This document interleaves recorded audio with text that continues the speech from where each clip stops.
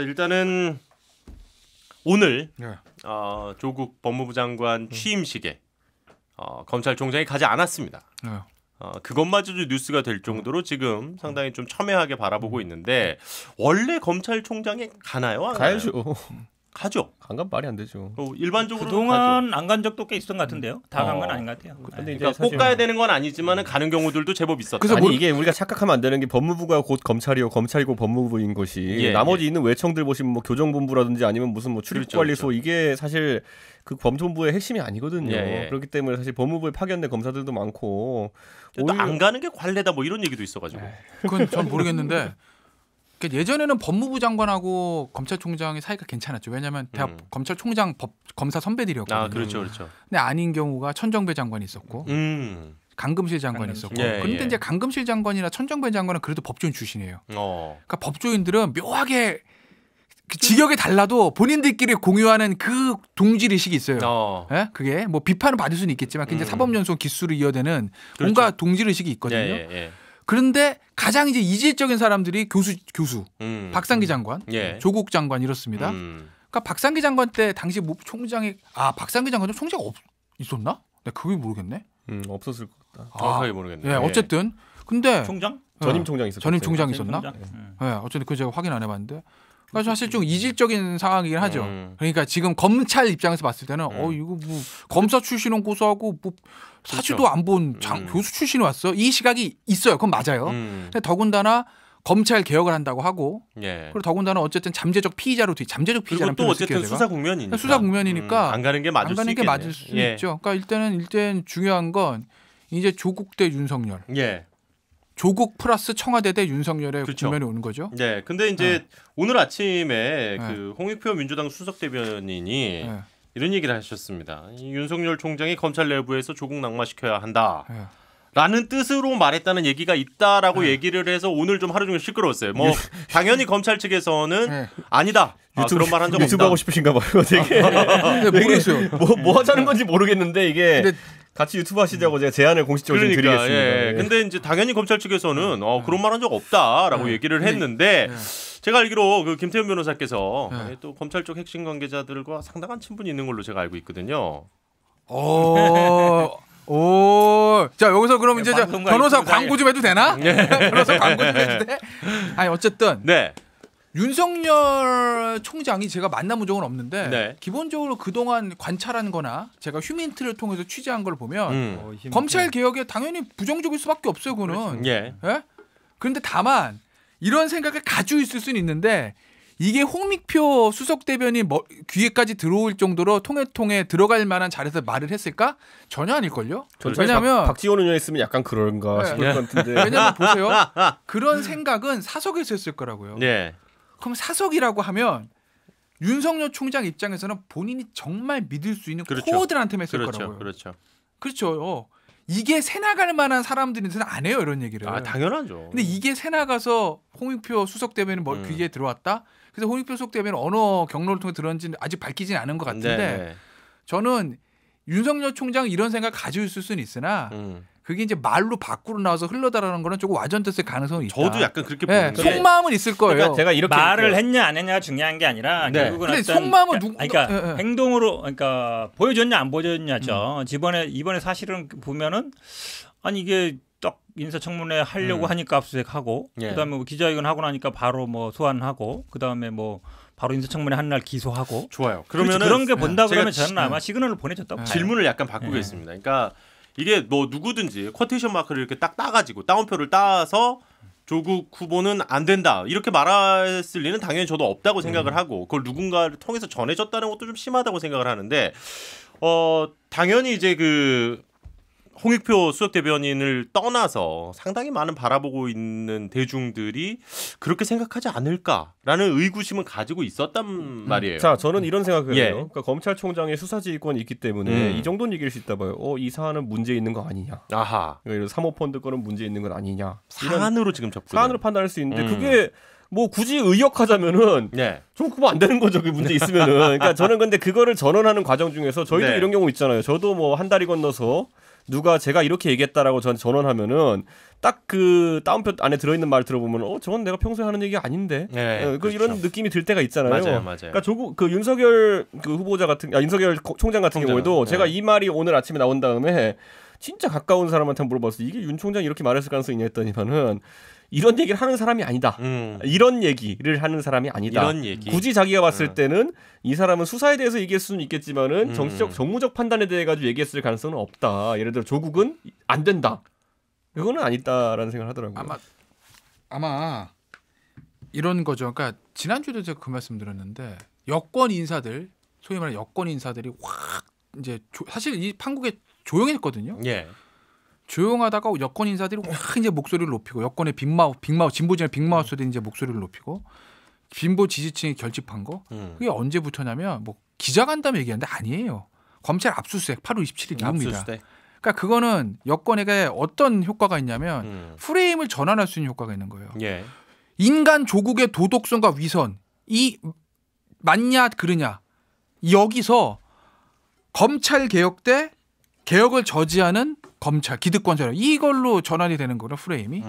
그러니까 아마 검찰의 압수수색이 정무적으로는 여권에게 그리 나쁜 건 아니었어요. 나중에 이제 수사를 하다가 어떻게 될지 모르겠으나 그렇죠. 어쨌든 국면을 전환할 수 있는 계기가 되는 거였죠. 그게 안 들어왔으면 계속 끌려다녔을걸요. 근데 지지층을 결집시키면 그게 없어요. 예. 기재가. 그렇죠. 지지층이 결집시키면 뭐가 하나 기재가 있어 거기 불이 확 붙어야 되는데 뭐가 없어요. 계속 조국 후보자 위선 이 얘기만 나오고 도덕성의 문제가 나오는데 전환의 계기가 압수수색이었다. 네, 그래서 야 사법개혁을 검찰개혁을 하려고 그랬더니 저 검찰이 정치를 하고 있네. 검찰이 기득권을 놓지 않기 위해서 이렇게 대통령 인사권을 침해하고 들어가 이걸로 분위기를 전환하면서 지지층을 결집시킨 거예요. 그래도 여기까지 끌고 온 겁니다. 그럼 이제 이 다음이죠. 예. 이 다음을 어떻게 할까 이건데 대통령이 오늘 대통령 이제 워딩을 좀 우리가 봐야 돼요. 예. 대통령 워딩 인상 깊은 거. 검찰은 검찰의 일을 하고 법무부는 그렇죠. 법무부 일을 하면 된다. 예. 의혹만 가지고는 임명을 안 임명할 하면 수 없다. 나쁜 선례를 남기게 된다. 나쁜 선례. 그러면은 의혹만 가지고를 임명을 처리하면 나쁜 선례다. 그럼 그걸 뒤집어서 의혹이 팩트로 드러나면 어떻게 할 건가 하는 문제 하나 있고 두 번째 법무부는 법무부의 일을 하면 되고 검찰은 검찰의 일을 하면 돼. 이건 무슨 얘기인가? 예. 되게 무서운 얘기일 수도 있다. 오늘 누구죠? 조국 장관이 예. 취임사할 때 뭐라고 했는지 아시죠? 제일 중요한 워딩. 검찰의 권력을 통제해야 된다. 법무부의 인사권으로. 그 얘기를 했습니다. 이게 무슨 얘기죠 그러면? 아마도 아주 무리하면 법무부 장관이 사실은 검찰의 인사라는 게 법무부 장관을 제청한 거고 대통령 임명하는 겁니다. 그렇죠. 실질도 대통령 가지고 있어요. 예. 청와대와 법무부가 인사권을 통해서 이 수사를 망가뜨리려고 할 수도 있다. 그거는 좀 너무 아니죠. 저는 굉장히 유력하게 봤는데 그럴 수도 있다. 그러려고 총장은 못 건듭니다. 총장 임기가 있으니까. 예. 근데 지금 수사 수뇌부 저기 대검의 핵심 참모들 예. 그다음에 지금 중앙 특수 2부 특수 3 특수 2부가 주력이다. 특수 3부까지 붙었어요. 특수 2부 3부 그 수사팀에 전격적인 인사 조치를 통해서 근데 오히려 그러면 너무 그렇게 티나는 인사를 그렇죠. 못하니까 제가 보기에 할 가능성을 배제할 수 없다. 그걸 경계해야 된다. 이제 만약에 왜냐면 이미 그런 얘기를 했으니까. 지금 이미 조국 지키기 티 되게 나요. 지금 그것 때문에 티가 나는 게 아니라 그 어딩들이 전 정권이 동원돼서 하고 이제 티가 나는데 그게 뭐 대수겠습니까 지금? 그 가능성을 배제할 수 없다라는 거고. 그게 하나 있고 예. 그러면 이제 두 가지예요. 그걸 하나 통해서 수사를 망가뜨리는 게 하나 있어요. 네, 그러면 이제 어쨌든 그 피의 사실 공표 요것도 지금 되게 근데 사실 공표라고 지금 지적한 4가지 건들이 있잖아요. 예. 예를 들어 뭐 컴퓨터에서 그때 뭐 누출되었다라 뭐 다 있는데 뭐 직인이라든지 뭐 이런 거 4가지 다 지금 부인됐어요. 그러니까 다른 경로들이 예를 들어 하나만 얘기해요. 뭐 아무거나 얘기해보세요. 피의 사실 공표 있잖아요. 예. 이거만 하도 1시간 해야 되는데 여기 있는 4사람 모든 언론인 여야 정치권 피의 사실 공표에 대해서 말할 수 있는 사람 아무도 없다. 피의 사실 공표는 사문화된 조항이긴 한데 그게 피의자 인격권하고 국민의 알 권리와 공익이 충돌되는 부분이에요. 근데 왜 저를 비롯한 모든 이 방송하는 사람들이나 언론인들이나 정치인들이 그거에 대해 할 말이 없다고 그러냐면 최근 3년간 대통령 2명 전직 대통령 전 대법원장 적폐인지 그 수사하다가 수많은 피의 사실 공표를 했다. 그때마다 언론은 앞장서 썼고 저 같은 사람은 그 언론 기사 가지고 방송 좋다고 했어요. 실제로 다 했어요. 우리 셋 다. 그리고 정치권 지금 여당 나올 때마다 뭐가 어쨌느니 논평 쏟아냈습니다. 그런 사람들이 이제 와서 피의사실 공표에 대해서 말을 한다? 저 얘기 안 합니다. 저는 피의사실 공표에 대해서 말할 자격이 없어요. 그건 현근택 부대변인도 마찬가지, 이준석 위원도 마찬가지고 남까지 얘기하고 그래. 남까지. 모두 다 마찬가지. 그러니까 그 얘기를 하지 말자라는 거예요. 아무도 그거 앞에서는 피의사실 공표 문제에서는 자유로울 사람 없다. 그리고 무슨 얘기다 말았죠?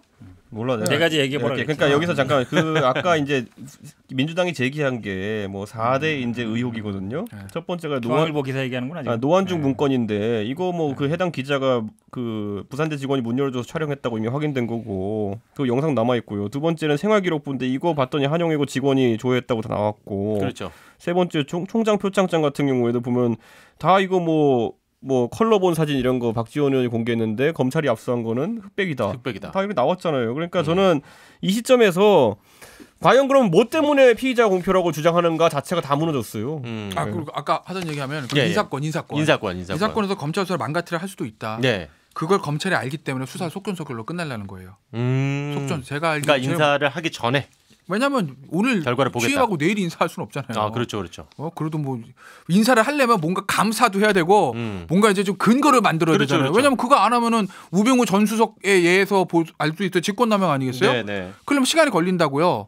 뭔가 뭐 인사할 수 있는 거리를 찾아야 되니까. 그러니까 그러기 전에 속전속결로 수사를 끝내기 위해서 오늘도 구속영장을 두 사람을 청구했다. 사모펀드 문제에 관해서. 그래서 아마도 수사는 제가 봤을 때 속전속결로 끝낼 가능성이 있다. 매를 9월 중으로. 저는. 네. 그리고 만약에 이건 일종의 제가 경고일 수도 있는데 만약에 그렇게 해서 제가 걱정하던 대로 인사권을 통해서 수사를 무마시킨다? 그럼 바로 특검이에요. 바로 특검이에요. 그럼 이 특검하면 민주당은 반대하겠지만 정의당은 반대할 명분이 없을 거예요. 그 특검에. 그렇죠. 그렇게 되면 여론 자체가 그쯤 되면은 야 진짜 이거는 행정부뿐만 아니라 준사법기관까지 동원해가지고 이제는 조국을 덮으려고 하는구나라는 여론의 인식이 생기면은 이건 뭐냐 도대체. 저희 처음에 보세요. 최순실 건 터졌을 때 아니 그 유치원 하던 아줌마 하나가 뭐 이렇게 해가지고 뭐 연설문 써주고 이렇게 했다는데 이게 뭐라고 해서 시작해가지고 나중에 가보니까 뭐 말을 해먹고 뭐 이렇게 하다 보면은 격상되어 가는 거거든요. 지금 이미 분위기가 그런 게 뭐냐면은 검찰이 3억 건 그러니까 처음에 이 건의 번개탄은 확실히 역시 정유라 때와 비슷하게 입시에 관한 부분 이런 부분 대중적으로 이해하기 쉬운 사안이었다면은 나중에 이제 결국에는 큰 발목 잡는 거는 뭐 재단 이런 건 사실 복잡한 법리였거든요. 그 국정농단 때도. 근데 그때 최순실 때 국정농단 때 굉장히 복잡한 법리예요. 뭐 보면은 뭐 공동 지갑론부터 시작해가지고. 근데 그거가 나오면서 박근혜 정권이 몰락했던 것처럼 저는 지금 문재인 정부도 여기서 사모펀드 관련된 의혹 같은 경우에는 이미 검찰에서 어느 정도 확인된 부분이 뭐냐면은 뭐 여러 가지 회사가 어떻게 연계되었는지 확인되었고 자금 흐름이 어떻게 되었는지 확인이 좀 되어 있고. 그거 뭐 가장 확인하기 쉬운 부분이죠. 그렇죠. 그리고 그거는 확인 안 할 수가 없는 부분이에요. 그리고 거기에 덧붙여가지고 이제 관급공사 수주에 대해 가지고 뭐 공공 와이파이 사업이라든지 이런 것들이 이야기 안 하고 있는데 저는 이 세 가지가 결합되면은 결국엔 이거는 게이트로 갈 수밖에 없다. 저는 그런 생각을 하게 됩니다. 저는 약간 희망사항인 것 같고요. 왜냐하면 당연히 희망사항이죠. 저는 아마 이 수사가 금방 끝날 거라는 건 동의해요. 왜냐하면 이 수사가 어려운 수사는 아니에요. 지금 뭐 검사가 20명인지 30명인지 모르겠지만 그 정도 투자할 만한 수사는 아닌 게 뭐 자금이라는 게 해봐야 뭐 10억, 20억 내외의 사건이고 그다음에 이게 만든 지도 그렇게 오래되지 않았어요. 그런데 만약에 이거를 지금 인사권을 통해서 수사를 무마시킬 것이냐 저는 그건 아니라 봐요. 왜냐하면 그렇게 되려면 증거 자료가 없거나 이렇게 했어야 되는데 이미 다 제가 보기에 확보할 증거는 다 확보했어요. 이 증거를 없애지 못하거든요. 그럼요. 그렇죠. 기존에 아마 수사를 무마할 때는 대부분 근거 없는 상태에서 소환 조사도 안 하고 이럴수는 모르겠지만 지금 제가 보기에 압수는 다 했어요. 소환도 뭐 지금 말씀처럼 이 펀드 관련된 사람 두 사람 영장 청구했으면 지금 외국에 있다는 뭐 5천 조카 정도가 남은 것이고 나머지 뭐 입시 문제 크다 그러지만 아마 대입 문제는 시간이 다 지났어요. 그건 뭐 시효 다 지난 문제고 대학원하고 대학원 입시 문제, 그렇죠. 의전원 문제, 그 문제하고 그다음에 이 사모펀드 문제 정도가 남아 있는 문제예요. 그다음에 아마 그 응동학원 문제도 제가 보기에 다 오래전 일이에요. 그러니까 형사적으로 봤을 때 수사에서 봤을 때는 사모펀드와 대학원 입시죠, 대학원 의전원 두 개거든요. 두 개는 사실은 검사 한 2명 정도가 한 달이면 다 끝낼 수 있는 사건이에요. 이렇게 20-30명이 할 만한 사건은 아니에요. 그러니까 수사는 금방 끝난다. 동의하는데 이미 다 확보했고 진술도 웬만한 사람 다 받았다고 나오잖아요. 그 상태에서 이걸 덮는다. 저는 뭐 그거는 지금 불가능한 상황이다. 그럼 다행. 아니 그래서 그 안에서 아까 이제 10억대 이렇게 얘기하는데 그 안에서 오늘 이제 검찰에서 진술했다고 알려진 그 이제 그 투자업체 사장 같은 경우에는 2,700억대 자금이 들어온 데 있어가지고 조국 후보자의 그 이름을 내세웠다는 취지로 주장하고 있어요. 그렇기 때문에 이게 단순히 이제 10억 자금 흐름, 뭐 가족 펀드 10억, 20억 이렇게 어떻게 돌아가느냐 추적하는 상황이 아니라 아까 말했던 것처럼 관급공사 또는 이제 정부 발주 사업에 있어가지고 이런 부분이 꼈다고 하면은 아까 말했던 것처럼 게이트로 갈 수 있는 부분이 있죠. 실제로 근데 이거 오늘 이제 영장 청구 내용도 또 아시겠지만 중요한 게 보면 그 펀드 대표는 이제 자본시장법 위반, 그건 네. 이제 실제로 투자가 뭐 14억밖에 안 이루어졌는데 70억, 100억 할 것처럼 했다, 그러니까 허위 공시를 했다 이 부분인데 눈여겨봐야 될 게 뭐냐면 두 사람 지금 투자했다는 회사와 이 펀드 대표에 뭐가 있냐면 횡령이 있어요. 예. 횡령은 뭐냐면 이 돈을 원래 목적대로 안 썼다는 겁니다. 실제로. 그렇죠. 어찌 보면 그렇죠. 이 조국 그 후보자나 아니면 후보자 아니 장관이나 부인은 피해자일 수 있는 거예요. 아, 사기를 당했을 수도 있다. 그렇죠. 횡령에 대해서. 그렇죠. 왜냐하면 횡령이라는 건 기본적으로 이 돈의 흐름에 대해서 원래 목적대로 했으면 그 회사에 남아 있어야 되는데 그 투자한 회사도 그 돈을 딴 데로 뺐다는 거 아닙니까? 그렇죠. 그러면 오히려 그 펀드 운영하는 사람이든 아니면 이분들이 이 돈을 개인적으로 다른 데 썼다는 거 될 수 있어요. 근데 둘 다 보면은 횡령 부분이 있어요. 근데 이제 투자 그 다음에 이제 그 펀드 대표는 아마 세 가지 혐의인데 자본시장 위반은 아까 말씀드린 대로 허위 공시했다는 거, 금액을 부풀렸다는 부분이고 예. 하나는 이제 지금 얘기하는 횡령이고 하나는 보니까 증거인멸 교사. 교사라는 이제 본인의 어쨌든 관련된 사건. 이건 제가 보기에 그 장관 부인하고 관계 없는 일이에요. 예. 교사가 된다면 그 펀드 대표가 자기가 관련된 사건을 누구한테 시켜서 증거를 인멸을 하라고 했다는 얘기예요. 예. 그다음에 그 투자받은 그 가로드 업체 그분은 횡령으로만 했단 말이죠. 지금 보면. 그러면 제가 보기에 이게 조국 후보자, 조국 장관하고 관련되어 있는 사건은 그 허위 공시. 예. 그러니까 실제로 왜 오버해서 했냐. 그러니까 14억만 투자하는데 왜 100억 했냐. 그럼 아니면 뭐 임용 계약한 거 아니냐. 이런 부분인데 예.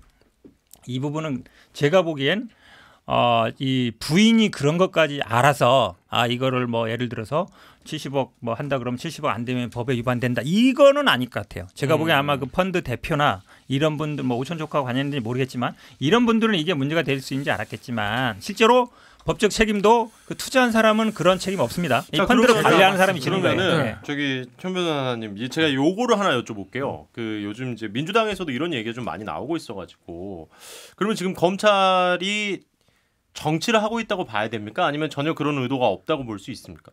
수사를 하고 있다고 보십니까? 저는 어느 정도 정치를 하고 있다고 봐요. 왜냐하면 이번에 지금 김태현 변호사가 자꾸 패스트트랙 얘기를 하시던데 그것도 마찬가지예요. 약간 균형을 맞추려고 하는 그런 의도라고 봐요. 왜냐하면 이게 사실은 선후가 어떻게 되는 거죠, 그러면? 그러니까 패스트트랙을 위해서 지금 이거 그건 아니에요. 그건 아니죠. 아까 얘기처럼 예를 들어 뭐 지지층을 결집시키기 위해서 기획했다.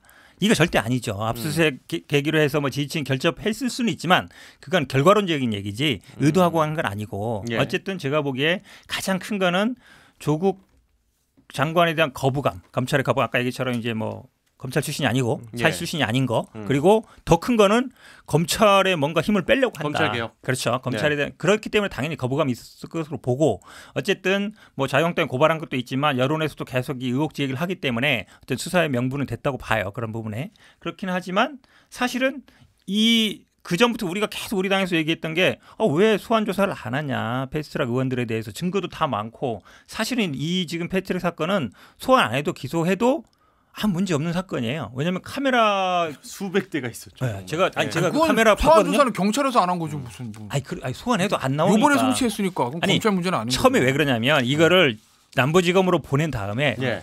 검찰에서 했어도 돼. 근데 경찰에 다시 보내버렸거든요. 근데 경찰들이 보니까 뭘 했냐면 의원 100몇 명 별로 모든 그 영상을 다 해가지고 의원마다 다 나눠놨어요 그 영상을. 네. 그러니까 딱 보면 진짜로 땅구멍까지 보일 정도예요. 그만큼 영상이 화려해서 도저히 부인할 수 없을 정도예요. 그럼 제가 보기엔 그냥 기소해도 돼요. 그 정도인데 이게 사실은 검찰이 수사 안 하고 있었거든요. 이번에 저는 아마 약간 갖고 와라 송치하라고 한 게 어찌 보면 이 조국 장관 수사에 대한 균형 맞추기 아니냐. 그러니까 이번에 참 여러 가지 것들이 공교롭다는 얘기가 되게 많이 나왔잖아요. 타이밍적으로. 이런 거죠. 일단 왠지 좀 사모펀드부터 얘기해드리면 사모펀드는 조국 후보자 조국 장관의 부인인 정경심 교수가 관여됐는지 지금은 알 수는 없어요. 예. 저는 유튜브니까 말씀드리면 관여됐을 거라고 봅니다. 근데 저도 사실 근거는 없어요. 그렇잖아요. 그러니까 사모펀드의 문제에 대해서 위법성에 자본시장법 위반에 횡령까지는 모르겠는데 좀 관여됐을 가능성이 높다고 봐요. 저도 근거는 없어요. 그건 그러니까 견해가 그렇다는 말씀이죠. 견해가 그런 거니까. 그러니까 그거는 수사를 통해 밝혀질 전에 거고. 비슷한 일을 해보려 했던 사람으로서. 그렇죠. 비슷한 일을 해보려 했던 사람으로서 이명재야? 해보니까 알거든. 어떻게 그게 어떻게 돌아가는지 어떤 위법성이 있는지. 아니 위법성 한번 얘기해봐요. 나는 저는 하여간 어쨌든 일단 한잔하면서. 그렇고 그거는 이제 항상 검찰 수사 그렇듯이 이 두 사람 잡아놔서 그 입을 통해서 들으려고 할 거예요. 네. 그 횡령 배임 거기 횡령 자체 정경심 교수가 관여되진 않았겠죠. 예? 근데 그걸 통해서 영장을 쳐서 신병을 확보하고 야, 너 어떡할래? 항상 특수사 그렇게 하잖아요. 불어. 이걸 할 거고 저는 의외로 정경심 교수의 사모펀드의 공모협에 키를 주고 있는 사람은 한투의 김모 씨, PB. 아, PB. 저는 그렇게 봐요. 왜냐하면 그 사람이 자산 관리했던 사람인데 네. 저도 증권회사에서 변호사를 했잖아요. 예. PB들이 어떤 생리를 잘 압니다. 그러니까 웬만한 고객자 쩐주들의 부탁을 거절할 수는 없어요. 그건 맞아요. 근데 그냥 심부름하는 것도 아니고 예. 그 밤에 12시에 영주에 가서 컴퓨터를 가져다가 정 교수 전해주는 것도 아니고 자기 차에다 싣고 온다? 그리고 당신은 굉장히 언론에서 떠들썩했을 텐데 그런 그 PB도 이거 뭔가 있구나 직감적으로 알았을 거라고요. 그런데도 그런 거에 아무리 쩐주와 PB 사이지만 그거에 동행했다라는 건 모르긴 몰라도 이 정 교수가 평소에 돈 관리와 관련된 사모펀드와 관련된 그런 것들을 이 PB와 의논했을 가능성은 다분하다. 높다. 그러면은 제가 검사 어이 김 PB 씨 당신이 증거인멸인데 야 증거인멸이야. 무엇을 말씀드릴까요? 이렇게 너 어떡할래? 그냥 30분 서 있게 하는 거지 이제. 네. 서 있다가 일로 와봐. 어떡할래? 증거인멸이야. 그럼 술술술술 나오거든요. 그게 아마 스모킹 건이 될 거라고 저는 봐요. 그거 하나 있고 또 뭐죠? 패스트트랙. 예. 이제 패스트트랙 할 거라고 그랬잖아요. 네. 자한당 이제 세게 갈 겁니다. 검찰 입장에서 보면 이건 왜냐하면 본인들이 야 이거 내가 조국 교수를 놓고 이렇게 하는 게 아니라 우리는 정의의 사도야. 있는 건 다 해. 불법 있으면 다 수사해야지. 우리 눈치 안 봐라고 이렇게 하면 되는 순간 어쨌든 야당도 야당 탄압이라고 네. 말하기 애매한 상황이 되는 애매하죠. 거잖아요, 지금. 법무부 장관도 수사하는데 국회의원 수사하는 게 뭐가 대단한 거라고. 그렇지 않습니까? 그리고 똑같이 고발 들어온 건데. 예? 그러니까 수사할 거고 자유한국당은 검찰발 공천개혁을 하게 된 거죠. 어떻게 보면. 자리 많이 납니다. 좋은 자리. 김태현 변호사가 원하는 좋은 자리 많이 나요. 하세요. 저는 근데 하세요. 거기서 오히려 예. 이런 생각이 드는 게 뭐냐면은 공천개혁 못할 거라는 생각이 드는 거예요. 어? 왜냐면 이게 법리적으로 이제 제가 자유한국당에 무슨 있는 얘기인지 알겠어요. 모 인사들과 얘기해 보니까 실제 고발된 사람들과 얘기해 보니까 어쩔 거예요 그랬더니만은 경찰 당연히 안 나오고 검찰도 안 나가야지라는 거예요. 근데 왜 그러냐면은 이 사안을 보면은 이거 사실 되게 중요한 정보를 우리에게 이 방송에서 얘기하신 거예요. 그러니까 국회법이- 자한당 의원들 나갈 생각 없다. 영장 안 쳐지니까 당연하죠. 네. 국회법 입장에서 봤을 때 이거 생각해 보세요. 지금 이게 사실 뭐 절도죄 이러면 뭐 가가지고 뭐 100만 원을 훔쳤다. 그러면은 대충 양형 규정을 알죠 보면은 그렇죠. 예, 초범위 얼뜨고 이거 알잖아요. 왜냐 그 범죄 행위를 저지르는 사람 많으니까 많죠. 통계가 되는 거예요. 네. 근데 자 이거는 못 만들어지고 처음이에요. 이제 이걸로 잡혀가는 사람들이. 예. 자 그러면은 기본적으로 검찰은 아까 CCTV 뭐 땅구멍 다 보이는데 그거를 뭐 사실관계 적시해가지고 기소할 수 있겠죠. 근데 여기에 대한 양형 자체는 아니면 실제 판결이 어떻게 나가고 어떤 게 유죄되고 무죄되는지는 예측 불가합니다. 이건 지금. 사실 그렇죠. 이거는 네. 그러니까 생각보다 지금 정치인들이 검사나 아니면 경찰을 두려워하고 있느냐 전혀 아닙니다. 그렇다면 지금 상황에서는 법원을 두려워하고 있는 상황이지 이쪽에서 실제 영향을 미칠 수 있는 부분은 없고 다만 이쪽에서 할 수 있는 거는 시간 조절.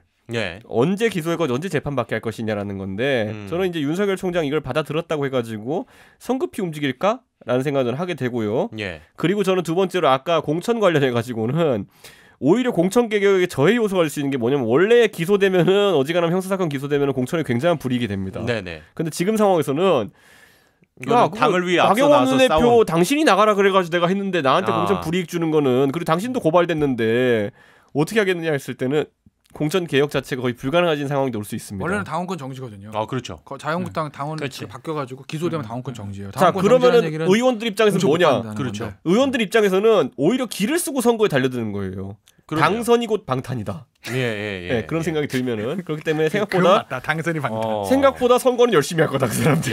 그리고 그렇네. 공천에는 생각보다 영향이 없을 것인 게 왜냐하면은 너무 많아서 아니 만약에 자르게 되면은 60명이나 되니까 당을 위해서 뛰었는데 뛰었더니만 나를 기소했다고 버렸다가 그렇죠. 되는 그렇죠. 왜냐면 토사구팽 시켰다. 사실 자르는 이유는 다른 이유일 거예요. 그 사람이 경쟁력이 없어 떨어질 수 있는데 그렇게 될 수 있기 때문에 오히려 방탄을 하게 될 것인데 저는 그래서 이게 참 고민인 게 뭐냐면은 제가 여기 현근택 변호사 있지만 우리가 법 조항을 놓고 실제로 양형을 따질 수가 없는 것이 예를 들어 아까 말했잖아요. 지난번에 저희 한번 얘기했는데 그 안에 가서 최입 의원 감금한 사람들은 뭐 소파를 깔고 앉았을 때 할 수 있겠지만은 그럼 그 안에 들어가가지고 마술 가방 들고 마술한 민경욱 의원은 어느 정도 죄를 저지른 것인가에 대한 사전 지식이 우리가 없잖아요.